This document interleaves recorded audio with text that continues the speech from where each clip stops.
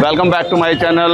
और आज मैं आपको एक बहुत ही सुंदर लोकेशन पर लेकर आया हूँ, वो है बाबा खाटू श्याम का मंदिर। और अभी हम चल रहे हैं मंदिर में दर्शन करने के लिए। सुबह का लगभग 6:30 बजे का टाइम है, भीड़ ज़्यादा नहीं है, भीड़ थोड़ी कम है। तो मैं आज आपको बताऊंगा सारी चीज़ें, यहाँ पे कैसे घूम सकते हैं, कैसे आप आ सकते हैं, कहाँ कहाँ एक दिन में घूम सकते हैं, आसपास में कौन सी ऐसी चीज़ें जहाँ पे आप जाके देख सकते हैं। तो यहाँ से मंदिर की जो डिस्टेंस है लगभग 500 मीटर के आसपास की है। तो अभी चलते हैं, देखेंगे खाटू श्याम का मंदिर, श्याम कुंड। तो चलते हैं और करेंगे दर्शन बाबा के। तो बने रहिए मेरे साथ, मैं लेके चलता हूँ आप श्याम बाबा के दर्शन कराने के लिए, आपको श्याम बाबा के मंदिर। प्यारे भक्तों को जय श्री श्याम। दोस्तों, आप सभी का श्याम बाबा के अलौकिक दरबार खाटू श्याम में स्वागत है। भगवान श्री कृष्ण को शीश का दान करने वाले और कलयुग में भगवान श्री कृष्ण के अवतार खाटू श्याम जी करोड़ों लोगों के दिल में बसे हैं। देश ही नहीं, विदेशों से भी लोग बाबा श्याम की एक झलक पाने के लिए यहाँ पर आते हैं। जैसे जैसे कलयुग बढ़ रहा है, बाबा श्याम के भक्तों की संख्या और उनका विश्वास दिन प्रतिदिन बढ़ता जा रहा है। ऐसा विश्वास है कि जब कहीं आपको सफलता ना मिले तो एक बार बाबा श्याम के दरबार में जरूर आए। आपकी किस्मत के बंद ताले हमेशा के लिए खुल जाएंगे, क्योंकि श्याम बाबा को हारे का सहारा भी कहते हैं। तो दोस्तों, आज के इस वीडियो में मैं आपको खाटू श्याम की दर्शन की और यात्रा की संपूर्ण जानकारी देने वाला हूं। अगर आप भी बाबा खाटू श्याम के दर्शन का प्लान बना रहे हैं तो यह वीडियो आपकी बहुत मदद करेगा। इस वीडियो में बात करेंगे आप यहाँ पर कैसे पहुंचेंगे, रुकने के लिए होटल या धर्मशाला कहाँ पर लेनी चाहिए, यात्रा का और दर्शन का सही तरीका और सही समय क्या होगा, कब आपको भीड़ कब मिलेगी और किस समय आपको दर्शन करने के लिए निकलना चाहिए, आसपास के प्रमुख स्थान कौन से हैं, कैसे 3 दिन में आप या 2 दिन में आप आसपास की जगह घूम सकते हैं, यहाँ पर खाने पीने की कैसी व्यवस्था है। वीडियो के लास्ट में बात करेंगे संपूर्ण बजट की। तो खाटू श्याम की यात्रा की A to Z इंफॉर्मेशन ये इस ब्लॉग को पूरा देखें। तो दोस्तों, शुरू करते हैं खाटू श्याम की ये यात्रा। दोस्तों, खाटू श्याम का यह पावन दरबार राजस्थान के सीकर जिले में स्थित है, जो जयपुर शहर से लगभग 70 किलोमीटर दूर खाटू गांव में विराजमान है। प्रतिदिन हजारों भक्त दूर दूर से दर्शन करने के लिए आते हैं। बढ़ाते हैं वीडियो को आगे और बात करते हैं एक एक करके कि हम यहाँ तक कैसे पहुँच सकते हैं। दोस्तों, यहाँ का नियरेस्ट रेलवे स्टेशन रिंगस में है, जो लगभग 16 किलोमीटर दूर है खाटू श्याम से। रिंगस रेलवे स्टेशन के बाहर से आपको खाटू श्याम के लिए शेयर टैक्सी मिल जाती है, जो 60 रुपये चार्ज करती है और इसके बाद आपको खाटू श्याम मंदिर के पास तक पहुंचा देती हैं। अगर आपको रिंगस तक डायरेक्ट ट्रेन नहीं मिलती है अपने शहर से, तो आप जयपुर तक आ सकते हैं और जयपुर तक भारत के सभी स्टेशन से जयपुर तक के लिए ट्रेन आसानी से मिल जाती है। और स्टेशन के बाहर से आपको प्राइवेट टैक्सी मिल जाती है खाटू श्याम तक के लिए, जो 4500 रुपये अप एंड डाउन के चार्ज करती हैं। इसके अलावा रेलवे स्टेशन से और बस अड्डे से, दोनों से आपको प्राइवेट और सरकारी बस मिल जाती हैं। तो आप आसानी से अपनी सहूलियत के हिसाब से आसानी से पहुंच सकते हैं। लगभग 2 से 2.5 घंटे का प्यारा सा सफर पूरा करके आप खाटू श्याम पहुंच जाते हैं। अगर आप फ्लाइट से आना चाहते हैं तो जयपुर में ही इंटरनेशनल एयरपोर्ट है। जयपुर तक आने के बाद में आप बस या टैक्सी के माध्यम से खाटू श्याम पहुंच सकते हैं। वही दोस्तों, बहुत से भक्त रिंगस से खाटू श्याम जी का निशान लेकर 16 किलोमीटर की पैदल यात्रा करते हैं। यात्रा के रास्ते भर आपको बहुत सारे छोटे या बड़े रेस्टोरेंट मिल जाते हैं। आप रुकते हुए, आराम करते हुए खाटू श्याम तक पहुंच सकते हैं। लगभग इस सफर में 3 से 3.5 घंटे का समय लगता है। ये सफर बहुत ही प्यारा है, बहुत आसानी से आराम से रिंगस से खाटू श्याम तक आ सकते हैं। कर लेते हैं कि हम यहाँ पे कहाँ पर रुक सकते हैं, या रुकने के लिए होटल या धर्मशाला हमें कहाँ लेनी चाहिए। दोस्तों, तोरण द्वार और बस स्टैंड के आसपास बहुत से अच्छे और VIP होटल और धर्मशालाएं हैं। वही तोरण द्वार से लेके खाटू श्याम मंदिर तक बड़ी सी मार्केट बनी हुई है। आपके दोनों साइड आपको राइट लेफ्ट दुकान दिखाई देती हैं। यहाँ पर आपको बहुत सारे होटल और धर्मशाला और यहाँ तक कि गेस्ट हाउस भी मिल जाएंगे। बहुत सारे लोग यहाँ पर दिन के दिन दर्शन करके जाते हैं, तो रुकते नहीं हैं और सिर्फ फ्रेश होने के लिए धर्मशाला या गेस्ट हाउस में जाते हैं। तो 100, 150, 200 रुपये लेते हैं, वो सामान रख लेते हैं और नहा धोकर लोग खाटू श्याम के दर्शन करना के लिए निकल जाते हैं और शाम तक अपने जगह पे वापस निकल भी जाते हैं। अगर धर्मशाला की बात करें तो यहाँ पर धर्मशाला 1000 रुपये से 800 रुपये से स्टार्ट हो जाती है और अच्छे होटल लगभग 2500 से 3000 के आसपास में मिल जाते हैं। बजट रूम भी आपको मिल जाते हैं यहाँ पर। जैसा आपका बजट है वैसा आप यहाँ पर रूम लेते हैं।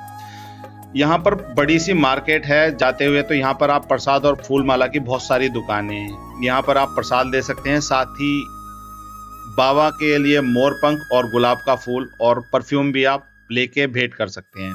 आप मार्केट में जैसे जैसे आगे बढ़ते जाते हैं वैसे वैसे दुकानें आपको और ज़्यादा दिखाई दे जाती हैं। मंदिर से लगभग 200 मीटर के पास ही एक श्याम कुंड भी है जहाँ पर श्याम बाबा का शीश प्रकट हुआ था। मान्यताओं के अनुसार इस स्थान पर एक थन से दूध निकलता था। जब लोगों ने इस स्थान को पवित्र मानकर खुदाई की तब वहां खाटू श्याम जी का शीश प्रकट हुआ। इस पवित्र कुंड में नहाने से बहुत सारे रोगों से मुक्ति मिलती है, साथ ही आपकी बहुत सारी मनोकामनाएं भी पूर्ण होती है।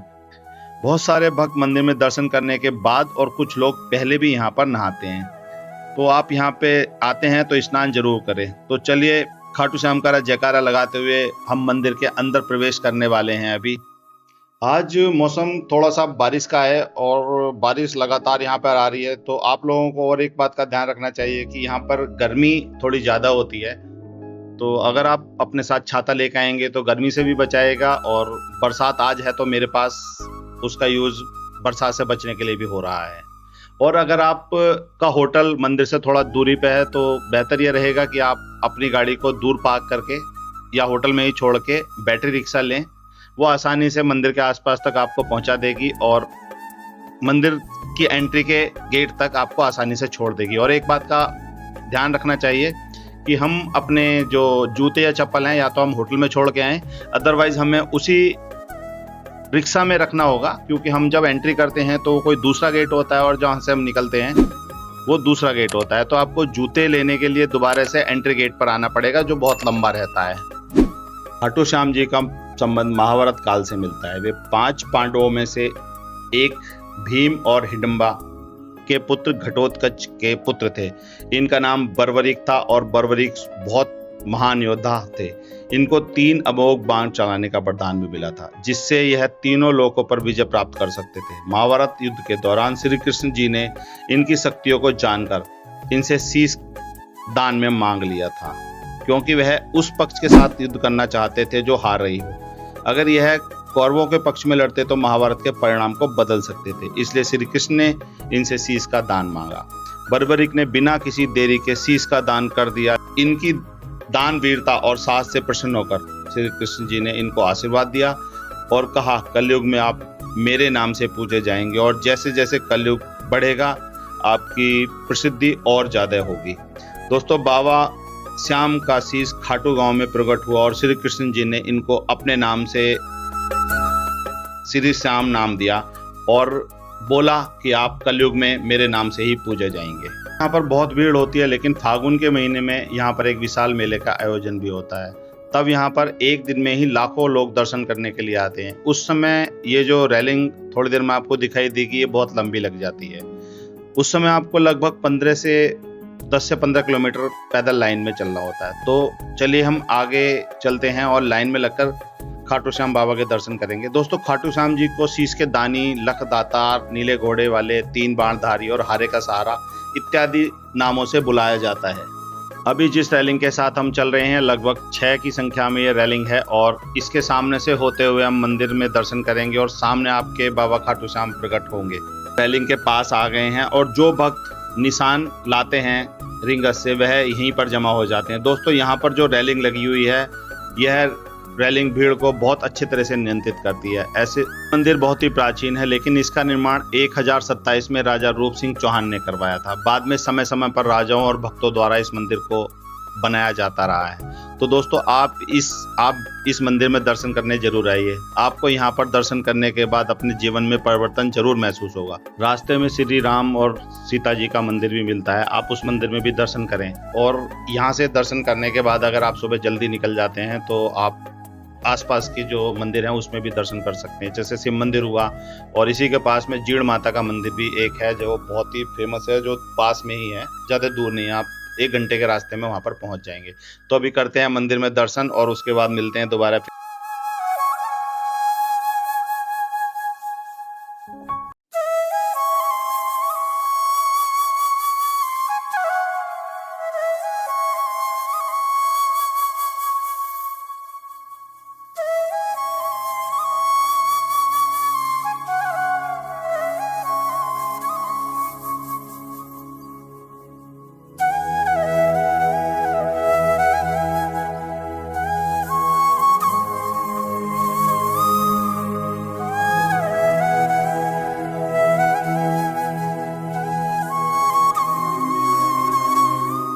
अभी आपने किए दर्शन खाटू श्याम बाबा के, और इस समय मंदिर में मैं सुबह 7:30 के आसपास का समय है। अगर आप रात के समय यहाँ पे दर्शन करते हैं तो लाइटों में ये मंदिर अलग ही जगमगा रहा होता है। हर किसी के चेहरे पे अलग ही भाव होते हैं और हर कोई बाबा श्याम के जयकारों के साथ मस्ती में मस्त रहता है अपने।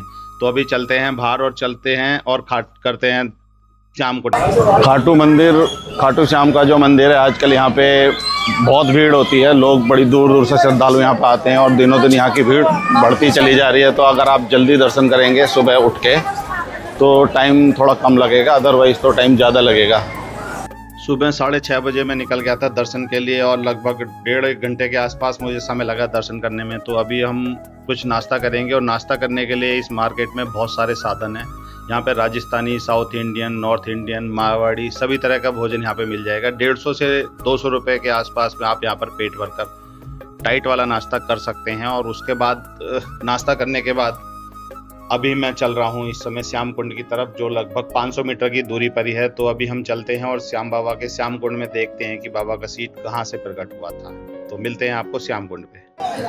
खाटू श्याम दर्शन करने के बाद मैं इस समय चल रहा हूँ श्याम कुंड की तरफ, जो बिल्कुल पास ही है, खाटू श्याम मंदिर से वॉकिंग पे है।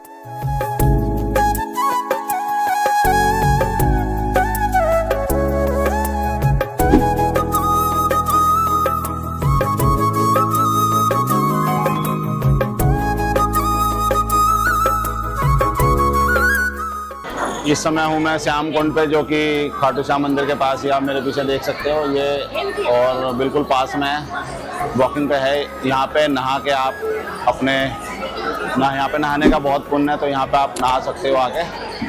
और नहाने के लिए एक ही कुंड है मेल फीमेल के लिए। आप देखो मेरे पीछे बहुत लोग यहाँ पे आए हुए हैं, बड़ी भीड़ यहाँ पे है। दोस्तों ये जो कुंड है इसमें नहाना जरूरी होता है, और ये इस कुंड में उतरने के लिए बहुत सारी सीढ़ी हैं, पर काउंटिंग तो नहीं पता, पर जो बुजुर्ग लोग हैं उनके लिए थोड़ी सी दिक्कत है, क्योंकि जो सीढ़ी हैं वो थोड़ी खड़ी हैं।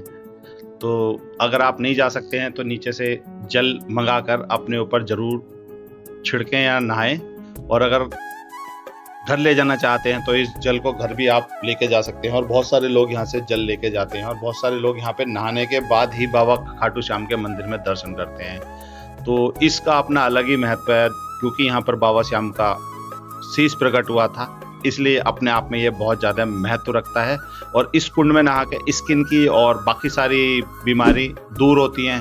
तो अगर आप यहाँ पे आए हैं तो श्याम कुंड में नहाना बिल्कुल ना चूकें और ना भूलें। दोस्तों इस यात्रा में मैंने आपको जो ज़रूरत की सारी जानकारी थी वो देने की कोशिश की है। फिर भी अगर आपको कुछ पूछना हो या कोई क्वेश्चन हो तो कमेंट्स बॉक्स में लिखना, मैं ज़रूर बताऊँगा। इसके अलावा मैं अगर बात करूँ टोटल बजट की, तो आप यहाँ पे 1500 रुपये से लेकर 2000 तक का होटल का बजट मान सकते हैं, और पर डे का जो खाना आप यहाँ पे मान सकते हैं वो 500 रुपये के आसपास तक का है। इसमें आराम से 2500 रुपये तक में आपको यहाँ पर आने के बाद आसानी से आप सारे चीज़ों को देख सकते हैं और रह सकते हैं। दोस्तों अगर अभी तक आपने मेरे चैनल को सब्सक्राइब नहीं किया तो प्लीज़ सब्सक्राइब करें, और साथ ही साथ बेल आइकन को भी प्रेस करें, ताकि इसके नोटिफिकेशन आपको टाइम से मिल पाए। और मिलते हैं एक नेक्स्ट वीडियो में, तब तक के लिए जय श्री श्याम, जय श्री खाटू बाबा, और अपना बहुत ध्यान रखिए। नमस्कार।